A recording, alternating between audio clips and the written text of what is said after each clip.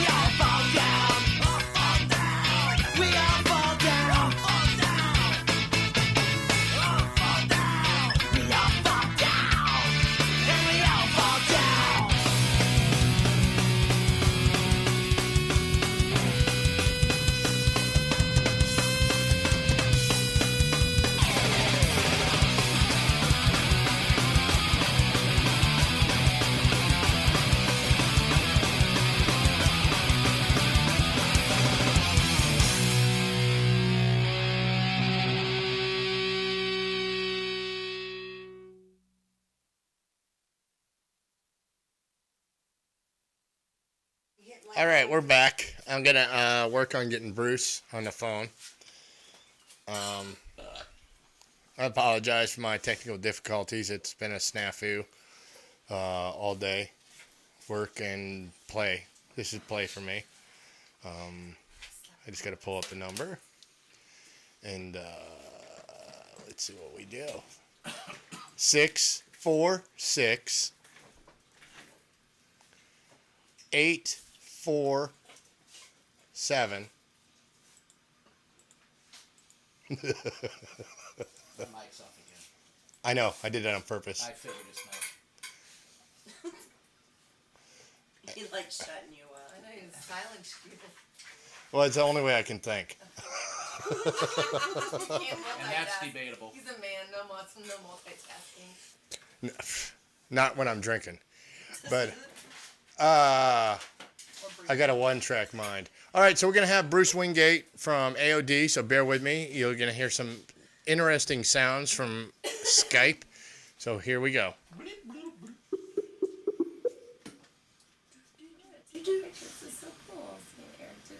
Sorry, the number you have reached is not in service. Oh, Please Jesus. check the number and dial again. U-S-M-O. USMO. It sounds like it's military. U-S-M-O. Go and Turn my fucking mic back on. Give me a second, man. hello. Before we kill you. Yes, exactly. Death by Mike. What was it? That song, The Godfather's birth, school, work, death. Oh, wait, go. Get the fuck out of here. What you said. What you said? What you said. Well, what? Who cares what Mike says? His mic's not working. Yeah. See? Nothing. Nothing. That's not a coincidence. No, I'm sure it's not. All right. My brother's probably pissed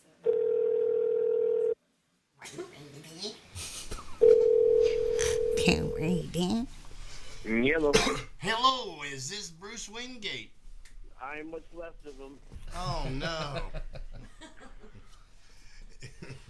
How you doing, Bruce? I'm all right, Eric. What's up, man? Not much. I'm going to introduce everybody to you. You can judge them by voices. Hopefully you can tell who's who. I've got Dreb to my right. Right. And Mike Rat to my right. All right. And you are Bruce from A.O.D, Adrenaline Overdose. I am the one. I'll ask you, like I ask everybody else, how's the weather up there, man? It's all right, I guess. Cold for this time of year? 60-something degrees today. That was kind of nice. Yeah, I love it. The snow's finally gone. So. Us Florida fuckers down here, we call that open the windows up weather. Yeah. You got Sonny's barbecue down there too, you bastards. Yeah. Well, maybe we'll make it. If you come to the show, I will provide you unlimited beer and all you can eat Sonny's. Catered. I will keep that in mind because I do have to make the trek down there on occasion to see the folks. They're way out in the sticks there. Yeah. So, Where's this? They're out, and my folks are out in Tavares. I believe Tavares. Yeah. Does anybody know where Tavares, Florida is? Quite far Where's that south at? from here. That's over near the Keys. Near the Keys. Oh, you're It's near nothing apparently, but Yeah. in the middle of nowhere. middle of nowhere, I was told. Although the last time I was there, an 80-year-old man made me one of the strongest margaritas I've ever drank in my life, and then I got to drunk drive a golf cart, so that was kind of cool. Awesome. Oh, by the way, before I forget, Chris Doherty from Gang Green says, how you fucking doing, man? What's up? So, Awesome, great fan. Those guys are sweet. We played a bunch of shows with them. I remember one time we played 2 nights in a row in Vegas with them, and the audience got so out of control that the club owners had the bouncers hold a ladder across the foot of the stage for some reason. It was very bizarre. I'll have to look for video of that. I'll have to look for They some. were trying to stop people from jumping onto the stage, so they're run out and get the ladder, Joe. Or whatever. It was absolutely Like a ridiculous. fucking baby gate. It was pretty funny. Hey, while we're talking about that real quick, about this show, Tony Patino told me to ask you about a show you did, I think it was in Montana, and you were tripping balls? This is Des Moines. Des Moines, Iowa. Yeah. Okay. Yeah, that was. This is a good story. This is the story I tell in his book, actually. Let's see if I can. We just played in Madison, Wisconsin, and we were playing. We got these direct. You know, it was before the internet, so you talked to someone on the phone, and it was all kind of sketchy. Sometimes you wouldn't talk to them for a couple of days, and you just have to assume on good faith that you still actually had a place to play. So we were following these directions, and suddenly we're driving down like a dirt road past like cattle, and we're like, this is fucked up, man. This, where are they leading us? And then all of a sudden we see this like hand painted sign that says A.O.D. with an arrow. So we go down another dirt road, and sure enough, there's a bunch of punk rockers, man. And it was the show's in a field. It was like in a cow pasture or something in Des Moines, Iowa, like away from any civilization as you can get. It's literally out in the middle of nowhere. So we had just played in Madison, Wisconsin a day or two before, and someone in the band traded these chicks some like weed for some acid or something. So we had a little time before the show because it was like a day-long thing, and we'd been riding around in this van. It was really stinky, so we're like, let's clean out the van and air it out. And we had hidden the acid in a quarter panel of the van, just in case we got pulled, or for when we got pulled over by the cops, which happens fairly regularly. So, and then we didn't have to play anywhere the next day. So it was decided this would be an awesome time to do this stuff, So, someone traveling with us, I mean, we weren't really psychedelic dudes, really. We were more just like, beer and pot kind of. But, so we just decided, well, the guy that made the deal was like, it's probably really bad LSD. It's probably mostly just speed. Just take it before you go on, and everything will be cool. So me and the bass player took it right before we went on, and everything was not cool, man. It just turned bad really quick, and then there was this weird thing too, where the power was the whole show was powered by a generator. And then the PA was in front of us, and you're in the middle of a field, so the sound is just going everywhere. So you would hear like the generator behind you, which would keep dying, and then all the power and the lights would go out. And then there was this weird sort of millisecond delay, like you'd hit your guitar strings, and then you'd hear it in front of you. So this is all going on under the influence of this. We vastly underestimated the legitimacy of these drunk girls from Madison, Wisconsin. That's pretty much what happened with that. And, it turned bad. It was pretty bad. And then after the show, we were staying at the promoter's house. And he was this little dude he wasn't a skinhead, but he had a shaved head. And he was an artist, apparently. So we get back to his house, and he's got this all these paintings and stuff on his porch, and I guess that was his studio. So he asked if we want to see some of his paintings, and he shows them to us. And there are all these paintings of this little bald dude that looked just like him, with like a knife in his hand and like body parts and all this crazy stuff, dude. And we slept out in the van instead of staying in the house. Yeah, it was awesome. I love that story. I always tell that one. It's a favorite. So you and I have a mutual friend. I believe he originally hailed out of Wingate. He did a fanzine. Excuse me. He did a fanzine out of Wingate called Earwax. His name is Harry Baggs. Yep. Harry Baggs. Harry Baggs. Yep. I mean, Harry go way back. Yep. I've probably known Harry since 84, maybe even a little earlier than that, actually. Yeah, that's about when I started getting his fanzine, man. That was, to me, that was probably the best fanzine I ever bought. Yep. Truly inspired me, even though it was 30-something years ago and it's a different type of media, to do a fanzine. I told him before, I said, look, I got Bruce on the show.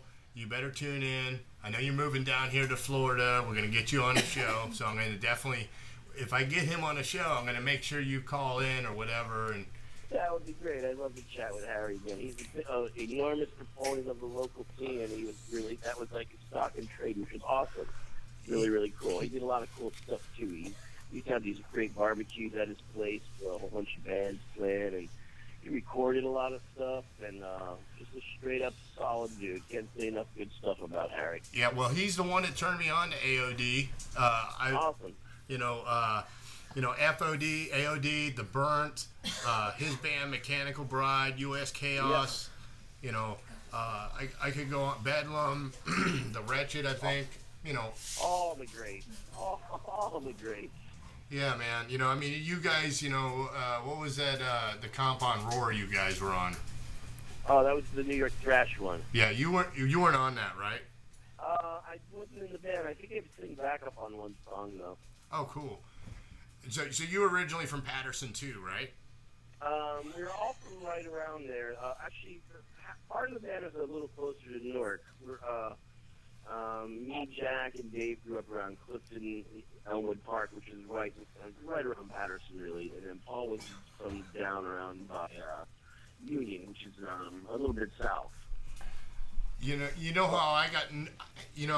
I learned about New Jersey from Harry and the Burnt, because the Burnt sung so many songs about Patterson and I'm trying to. The other names of the songs, escape me right now, but. There's the one about the Midland Park Police. Yeah, believe, Midland right? Park Police. I think that was a UK sub song they mimicked or something. Nice. But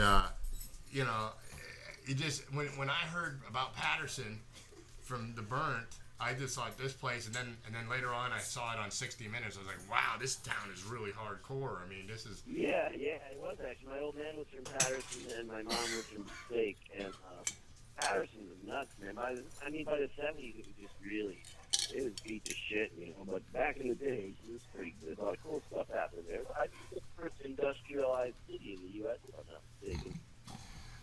So, what was that big club that everybody played in New Jersey? Tony and I were talking about it, and the name escaped us. I wanted to say it was like the Meadowlawn or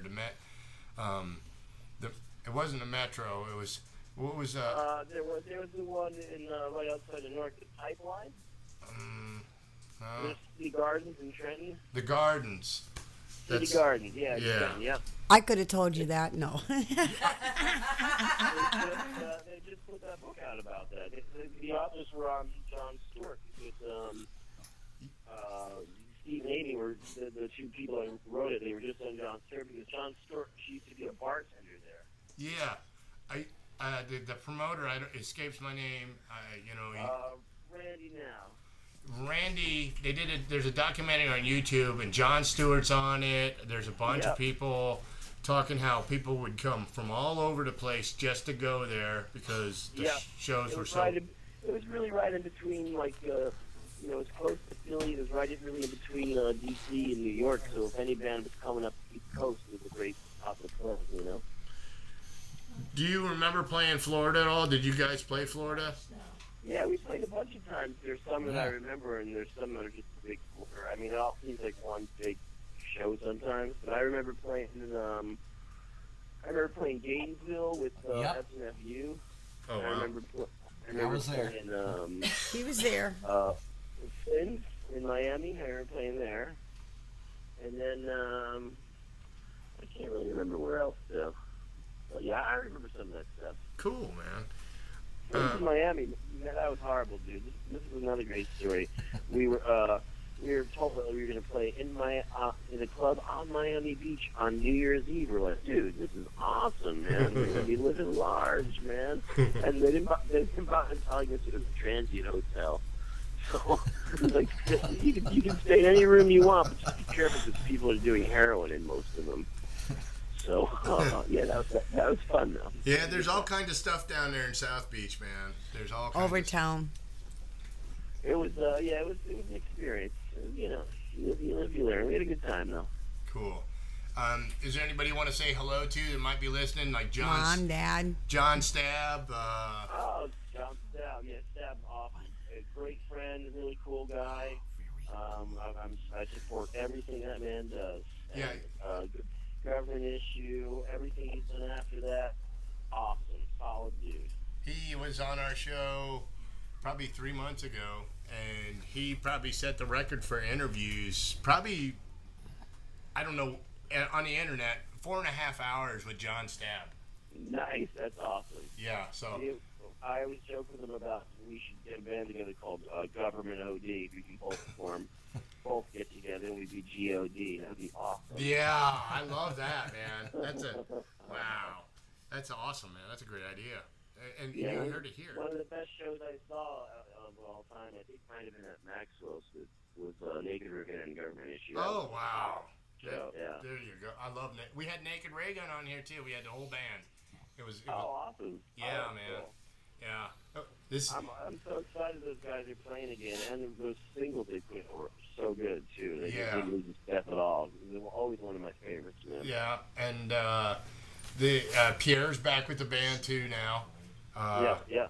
And the bunch of class act, man. I mean, I was just. It was supposed to just be an interview with Eric Spicer, and his wife really came through for us and got the whole band together at the studio. And that's great. Yeah, it was a great interview, and if you ever want to see the links, I'll shoot you the links. It's a great interview. Yeah, that'd be awesome. I'd love to check that out. Cool. Is there you do anything currently or anything? Yeah, I'm in a band with kind of a little bit different. I'm in a band with my buddy Todd. He's being 76% Uncertain. Awesome.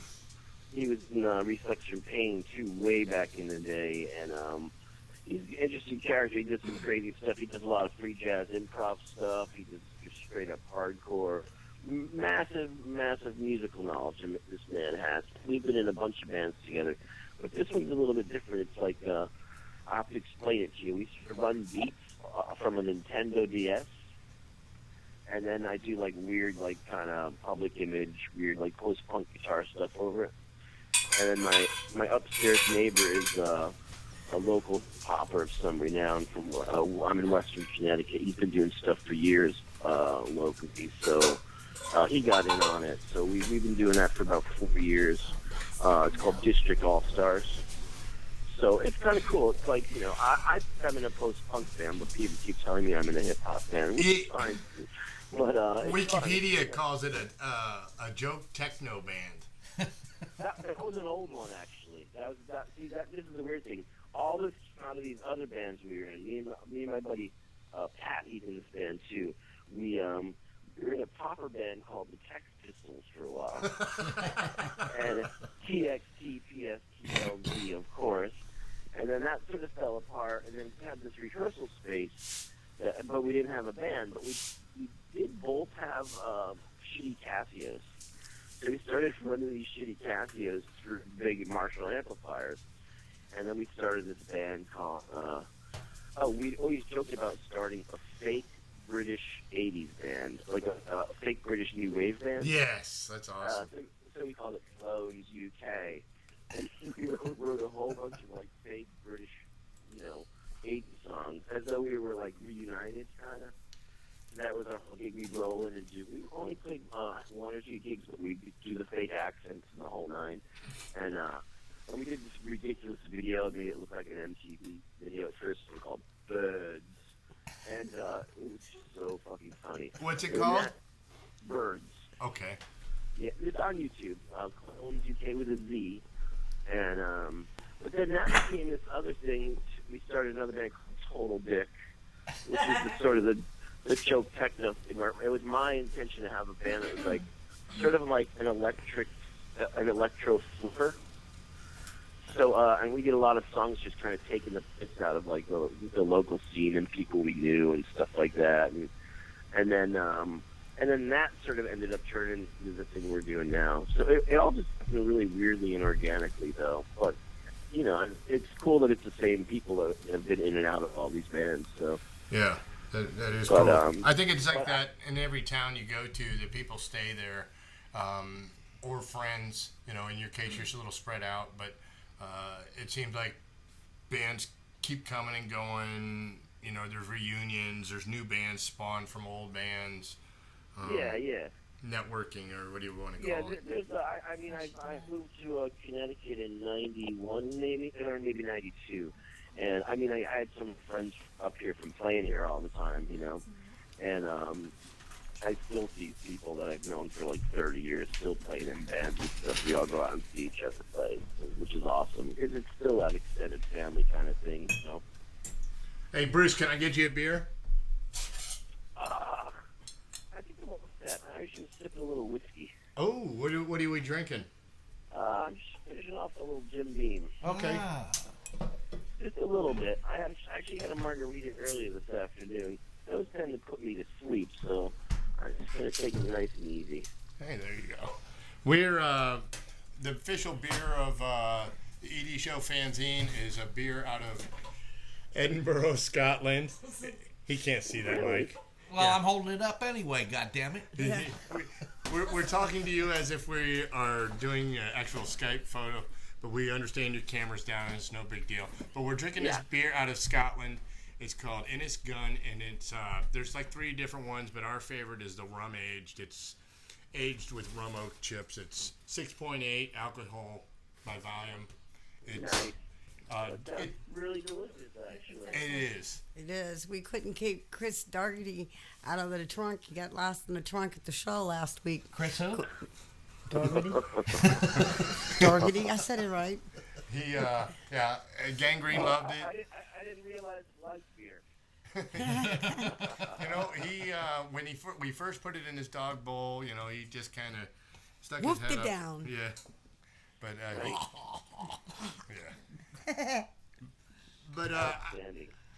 is there anything else? I know you said you had to be off a little after 10. A little pressed for time this evening, but I'd love to come back and talk to you guys again when I have more time. That'd be awesome. Yeah, you're welcome back. Hold on, we got one question real quick, Bruce. Is the only question for you because I want to keep you on.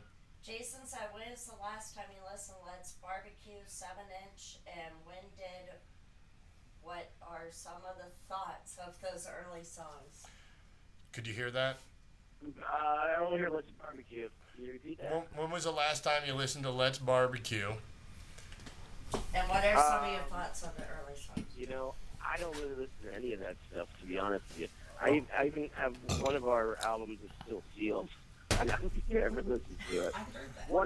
Once in a while, I might listen to something if like it's reissued, and I just want to check it out and see what it sounds like. Yeah. But I'm not actually. I probably listen to Let's Barbecue more than the other ones because I'm on Let's Barbecue, so that's fine, you know. I gotcha. Now, what was it? Go ahead. Oh, I just say also too. For some of the reunion shows, there might have been things where I had to remember what the hell I was saying, and you know, I have to listen to it for a minute or two. You know, I'm not really big on listening to my own stuff though, unless we're you're like recording something or doing whatever, you know. And we got a second part of that question. What are some of your thoughts on those early songs? My thoughts? Yeah. Like, what were you thinking, man? No. I don't know. You know, it's a whole suburban thing, you know. I mean, we were just writing about what was around us. Like you were saying how even the Burke did, too, man. Like, you know, we just wrote about what we saw and stuff, you know. Right. It's an awesome thing if you're an aspiring songwriter. It's just like, to just name check stuff in your neighborhood, because then when you play down the block, everyone will be like, damn, I really like Castlewood. Like that kind of thing, you know. Yeah. It's a smart move to connect people, you know. Well, if you get too out there, people are like, what the fuck is this idiot talking about? But if you're like writing about like, you know, mowing the lawn and, you know, going to the gas station where the attendant has long hair and looks like he's in a neck roast or something, and boom, there you go. Yeah, everybody can relate, man. Everybody can relate. Hey, Bruce, I want to thank you again from the E.D. Show Fanzine. It was a pleasure having on you. We want to have you on here again. I'd love to do that, man. I had a great time. Thanks for having me, guys. You're welcome, and we'll be talking to you soon. Thanks again. Sounds good. You guys take care. All right. You too, brother. Bye-bye. All right. Bye-bye. Bruce Wingate from Adrenaline Overdose. Thank you very much. We will have Tony Patino on here in a second. Ah, hell. I'm going to cut away to some music. You're going to Skype Tony? We are going to Skype Tony. We're going to Skype Tony. He couldn't make it over, huh? No, I'll let Tony explain that one. The best thing for us to do right now is just to move along. And I'm going to play some Gang Green. So we'll be back after a couple songs. I get hooked up with Tony Patino and his books, The Road, Life and Times, and Free Drinks. We'll be back in a few. Thank you for listening to the E.D. Show Fanzine. Stay tuned for... more shit to come. Yeah, and a word from our sponsor.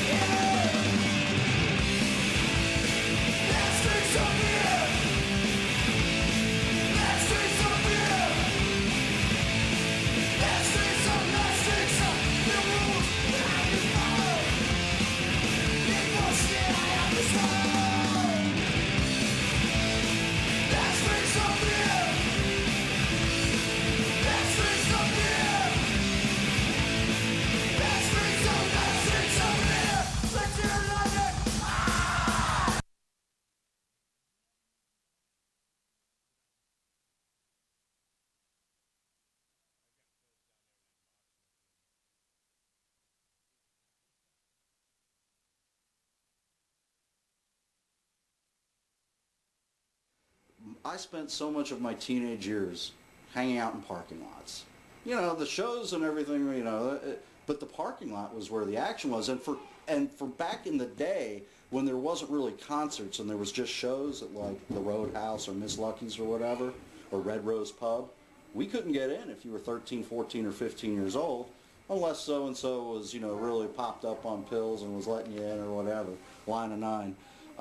So it was almost like de facto, we hung out in the parking lot.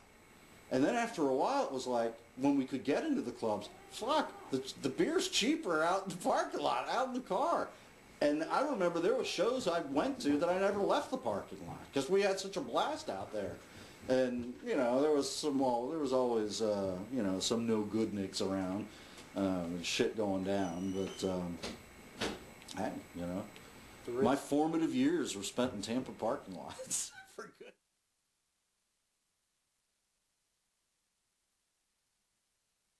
Our first time to Pensacola, Maggot Sandwich books us up there, and we're in my VW bus, and it had like maybe 56 horsepower or whatever. It should be a 9-hour trip from Tampa to Pensacola. It took us 16 hours in the bus. And it wasn't so much that the VW bus was so slowed with all the, you know, gear and shit. We were stopping, you know, for the first 10 hours, we were stopping every hour to take a piss. And I was like, you know, we're never going to make it. So we hit this rest area, and you know, we got all these 2-liter bottles emptied, and we made them. I made this van isn't fucking stopping until we hit Pensacola. So piss in the bottles. They piss in the bottles. Of course, they're filled up in about 2 hours. We're about an hour outside of Pensacola, and it's Milton or whatever. And we're behind these old people. We finally got enough speed to pass them. And Skullfucker and Hickey or whoever, they pop out the doors of the bus and start hurling the 2-liter bottles of urine at the old people. And it's just the look of God when you see the denture drop on old people as they're getting pelted with 2-liter bottles of urine. And, you know, Bob Skullfucker hanging out the bottom. We made it there, and we get there, and it was a black bottle club. And I walked in. This was our first booking in Pensacola. We walk in there, and I see the velvet paintings. And I'm like, holy shit, what the hell are we walking into? It ended up being a great show. We had a great time. It was 150 people for Pensacola back then. It was, wow. But yeah, them hanging out the bus, opening the doors, and throwing these bottles of urine at the old people that were driving too slow in front of us, slowing us down. 16 hours to Pensacola. A couple of cases of beer, and I don't know how many 2-liter bottles of urine.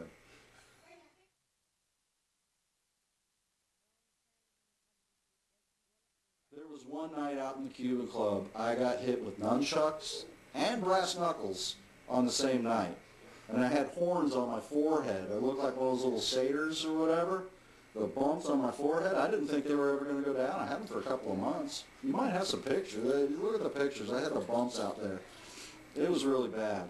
But yeah, there was some, I mean, well, you see, back then, PDL, Ponce de Leon, that project or whatever, they walked around with fucking Tech-9s. They were walking around with automatic weapons.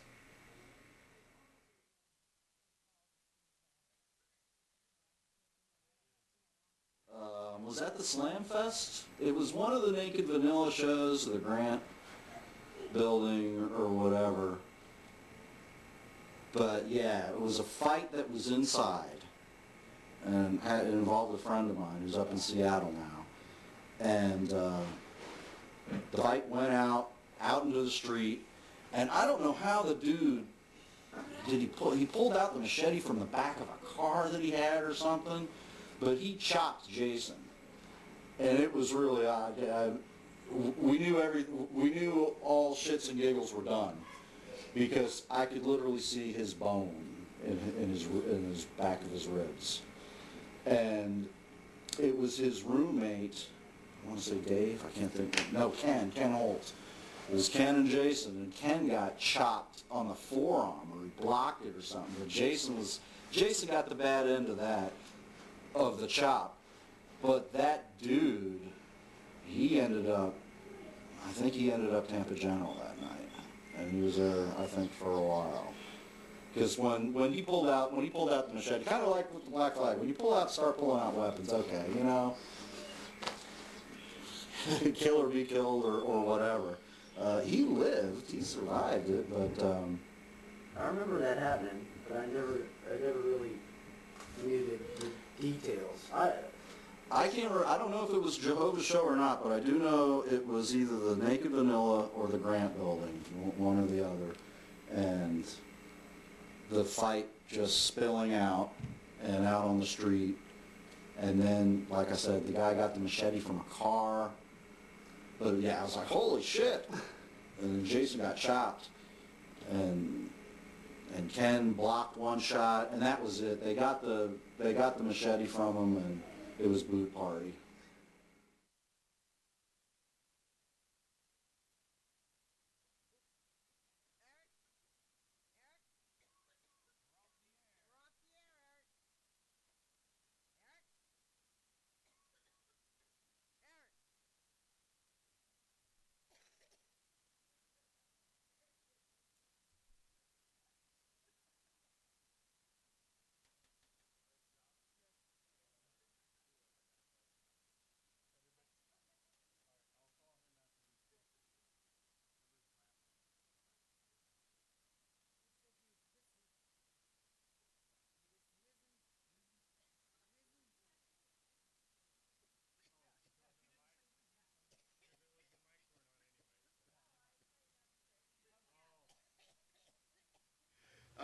We got booked to play a show in Gainesville, and this was the last incarnation, or yeah, the last basic incarnation of Jehovah's Sicknesses.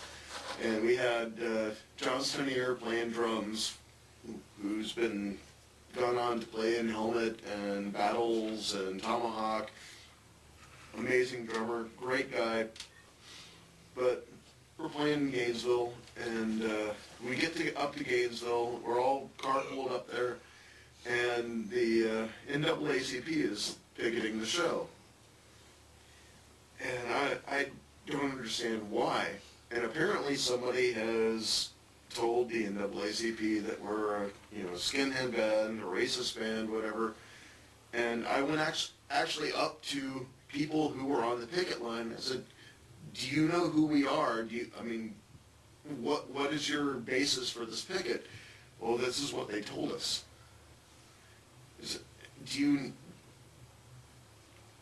How can you base this on something that someone told you? I mean, you don't know us for shit. And apparently the NAACP came in and recruited these people from the college campus to picket us. They didn't know anything about it until somebody else pushed it. Now, I was so disappointed that night. I went to Gainesville on such a high. I was excited to play there. It was supposed to be a really good show, and that whole thing that was horrible.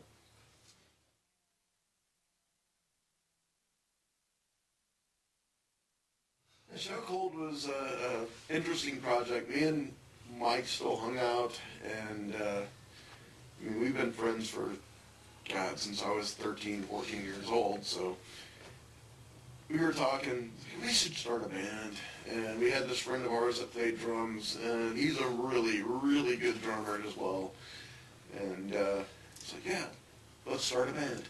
So, you know, we got with him, we're looking around for bass players, and unfortunately we got this guy Putty that played bass. Now, he was a good bass player, I would say, for what we were doing. We went into the band deciding to play the music we enjoyed playing, the style of music, and to piss people off as bad as we could. And that was what we did.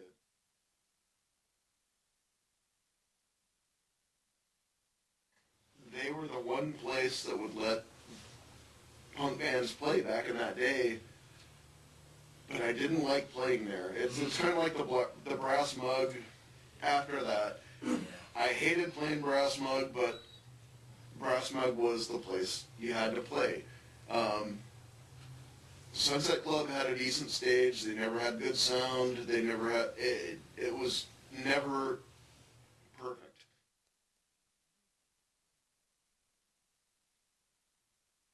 I thought it was kind of interesting, because I started getting into metal, so yeah, when we'd go out to shows and we were hanging out in Ybor, and my thing was running around Ybor going, metal! So, that's whatever my deal was. Anyway, the death metal thing, there was a lot of good death metal bands.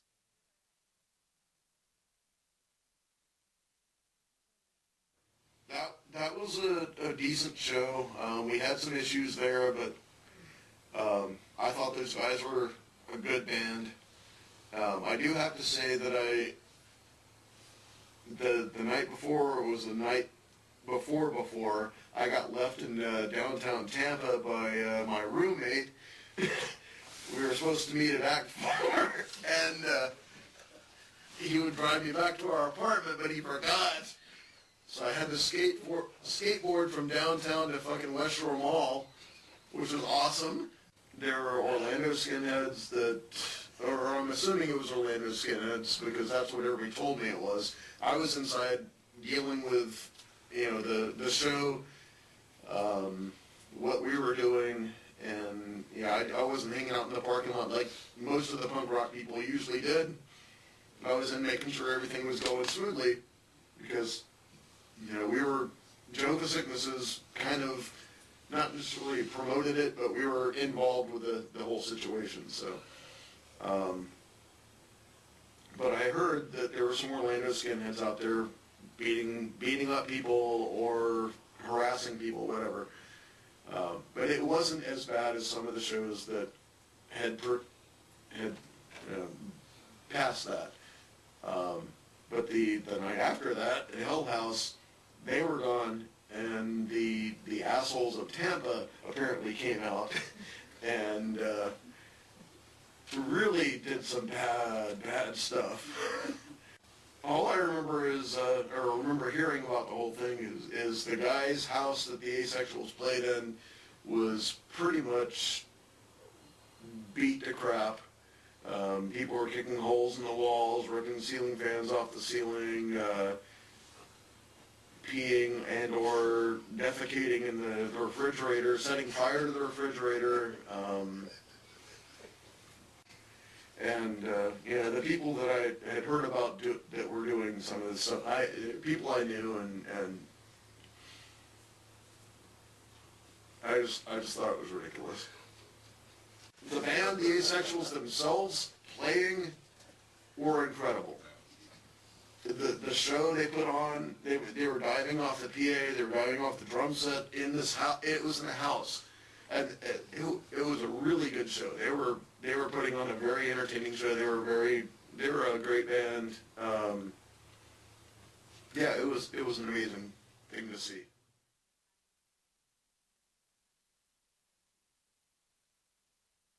That was an entire mess.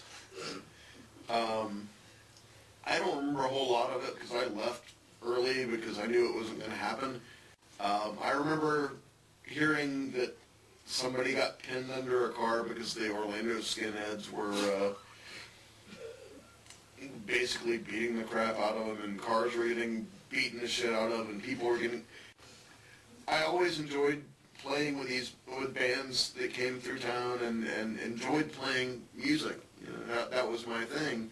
And at a certain point, it wasn't fun anymore because you didn't know if you were going to actually get to play or not. You didn't know if you were going to get paid for playing.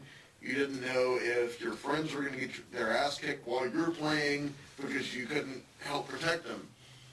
So, you know, after so many of those shows, I kind of just walked out of the whole thing.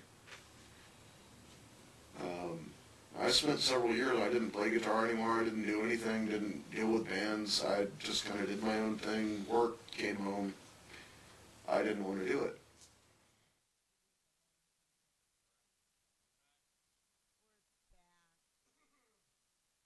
Hey! Hi! Holy shit, and my fucking mic's off again. Yeah, well, Mike is off. Mike's off. Fucker. Has he been doing that to you all night? Yeah, all fucking night. Hey. I'll find out where those gears are, boy. I'll He's trying to make me be polite tonight. Oh, really? Yeah. Somebody gave him a compliment. Now expect the rest of us, you know, Yeah, what you to be all polite. Like, look good, Eric. Such a good Eric. Good. Such a good little fuck. What a good little fuck. Here, scratch him right there. I'm so sorry I did that in front of you. It's okay. It's okay. I appreciate it. Oh, no, we appreciate it. We appreciate They it. know me in one light, I guess, and, you know. That's the only light that exists. They didn't know the light Fuck. before. Hey, it's all like, okay, I leave at 12, and did you tour in to see the rest of the show, Drum? I did. It was all like, so that's what they're like, all fuckered up, man. Oh, fuck yeah. Oh, fuck her up. After 12, this goes to shit. It's the best part of the show. You know what? Yeah, when I leave, huh? There's a lot of programming going on. Last week we went till 5 in the morning. 5 in the morning doing karaoke and shit. I was fucking amazing. They're so drunk. I don't know what you're missing. I've got special effects. It's like the eyes are about this big. Yeah. You know, like special effects, Misty, tripping stuff. Fucking A, man. And we have sound effects. We can sound. Yeah, you were doing it too. Listen to the fucking show. So, anyways, Tony's waiting at his house. Fuck it. He was supposed to be here. Ollie's ready. Ollie's ready. So, let's see. I wanted to say hi to anybody that's listening. Hi. Hi. We definitely have Ellis and Jason and